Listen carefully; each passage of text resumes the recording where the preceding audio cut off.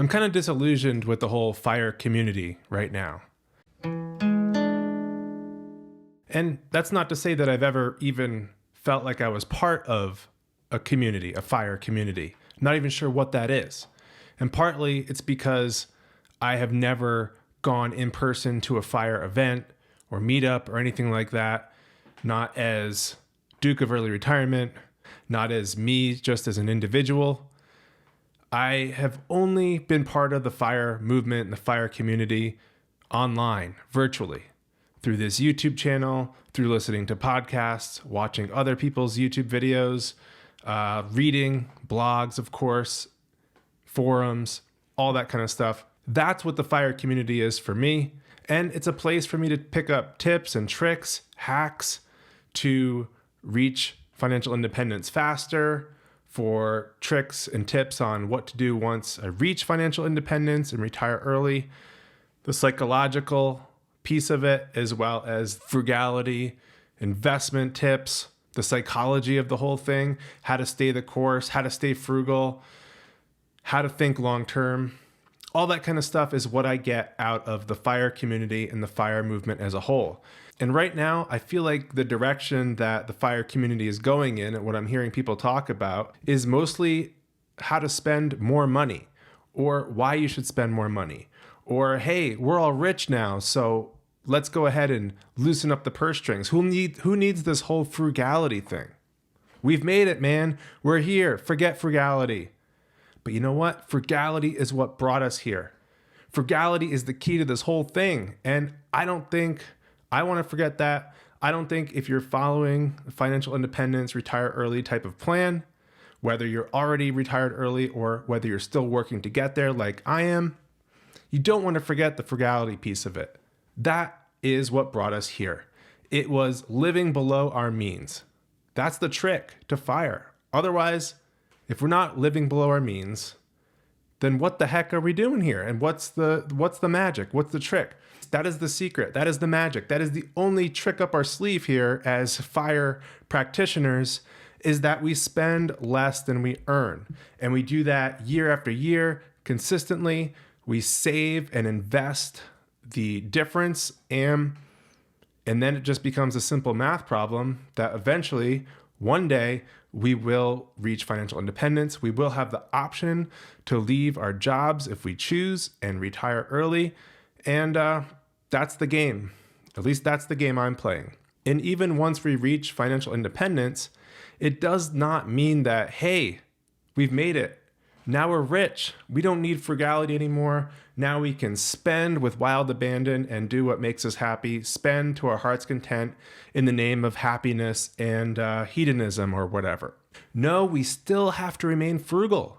The whole thing with FIRE is that you don't just save a high percentage of your income and then once you reach financial independence, you boost that spending back up to normal spending levels or anything.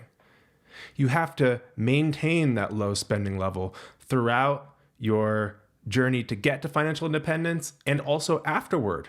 You maintain that same level of spending. Because let's just take the simple example, and with the 4% rule, let's just say that your annual expenses are $40,000 throughout your working life. You finally get to $1 million invested, which means you have enough invested to cover your $40,000 of expenses now and for the rest of your life. Well, your entire journey to get to this point was you living below your means, living on $40,000 a year, and you're going to continue. You're going to need to continue to live on $40,000 a year, adjusted every year for inflation. But basically, you're going to need to live that same lifestyle once you reach financial independence, once you leave your job.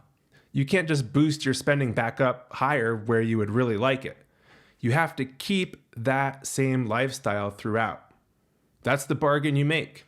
You live below your means, you find a lifestyle that you can live with that makes you happy, and you keep it that way. You cap that lifestyle inflation. Because if you don't cap your lifestyle inflation, the math of financial independence falls apart. The 4% rule falls apart. You need to maintain the lifestyle through your working years and into early retirement. So you better find a lifestyle and a spending level that makes you happy. That's true. You don't want to live a miserable existence in the name of reaching financial independence, because you're going to be living that miserable existence for the rest of your life. The name of the game is to cap your lifestyle, find a lifestyle that is not extravagant but makes you happy, cut out the excess, spend on what you value, sure, but cut out waste, cut out excess, cut out bullshit that doesn't matter, and spend on what actually makes you happy and what actually does matter to you and brings you a fulfilling life. Once you find that point, that magical point of spending, that certain level of lifestyle that works for you, great. Then you save all the rest of the money that you earn throughout your career, and you continue to live that lifestyle for the rest of your life, not having to work, having work be optional for the rest of your life once you reach that financial independence number. That's the whole game. And this idea that, well, you're going to reach financial independence and then you don't need frugality anymore. Sure, that may have gotten you to where you are, but frugality, what's that all about? I'm rich, baby. No, that's not how it works. Once frugal, always frugal if you're going to live this lifestyle. And people talking about, hey, we're rich. We should live a richer lifestyle because we've got all this money saved. Well, the whole thing is to buy your freedom, right? The reason we've got all this money saved is to buy our freedom, not other things. We want a happy lifestyle. We want to be fulfilled, but we want our freedom, our financial freedom. And that's why we have all that money saved. And that's why, no, we just can't go out and blow it once we have it. Like, let's just say I have $2 million saved and invested. $2 million. I am rich, right? I'm definitely in the top 10% of net worth for Americans if my household has $2 million saved and invested. But what does that actually mean in terms of the 4% rule? $2 million provides $80,000 of income. That's it, $80,000, which is a decent middle-class income depending on where in the country you live. But if you lived in a high cost of living area, that's kind of like lower middle class. It's definitely not upper class or even upper middle class in most areas of the country.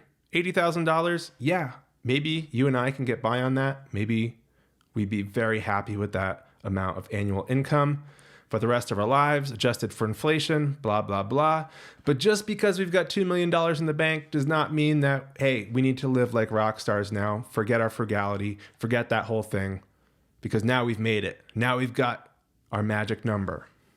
Now we've got that magic number in the bank. Nothing can touch us. Let's just spend, baby.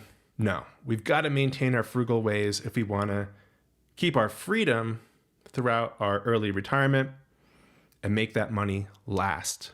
And what I want to get out of the FIRE community is what I've gotten in the past. I want to get tips and tricks on how to live a fulfilling life on less money, to identify areas where I should not spend as much or where I can spend less, because that will help me achieve my financial freedom that much sooner and ensure that I am able to keep that freedom into the future.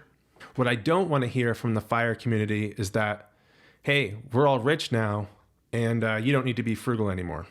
No, that's not the way. The way is to live like a college student forever, or live that basic middle-class lifestyle forever. You can spend on what you value here and there, but we can't just buy whatever we want. We can't spend extravagantly just because we have a lot of money in the bank, because that money in the bank is already earmarked for a very important purpose. And that purpose is to buy our financial freedom. That's what I've got for this video. If you enjoyed it, please go ahead, give it a like, drop a comment, and thanks for watching.